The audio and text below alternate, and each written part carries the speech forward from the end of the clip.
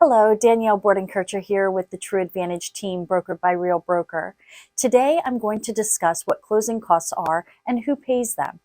Most potential homeowners concern themselves with the down payment, but what is often missed are the closing costs. These are essential elements as they need to be considered in your budget. Closing costs can range from 2 to 6% of the home's purchase price, so if you're planning on making a 3% down payment, the closing costs could potentially double what you owe at closing. So what exactly are closing costs? Pretty much they are a bundle of fees that are owed at the time you close on your property. Basically any expense other than the down payment. Closing costs can be paid by the buyer, seller, or both, and legally must be disclosed and agreed in advance before the purchase can be completed.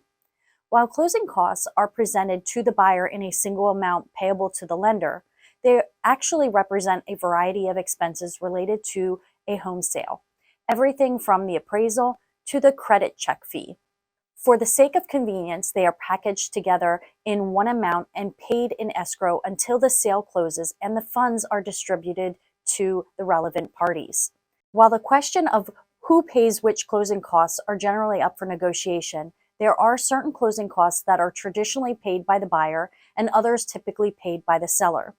The closing costs typically paid by the buyer is generally longer, but they're not necessarily more expensive. In fact, while the buyer can expect to pay 2 to 6% of the purchase price in closing costs, the seller can expect to pay 8 to 10% of the purchase price. Costs for buyers generally fall into one of two categories: property-related fees and mortgage-related fees. The most notable closing costs paid by the seller is the real estate agent fee. Other closing costs often paid by the seller include attorney fees, escrow fees, homeowners association fees, and prorated property taxes. It is entirely possible that various fees can move from the buyer's bill to the seller or vice versa, generally depending on who has more leverage in the sale. If the seller agrees to pay some or even all of the buyer's closing costs, these are known as seller concessions. These tend to be more common in buyer's market when homeowners are eager to close the deal.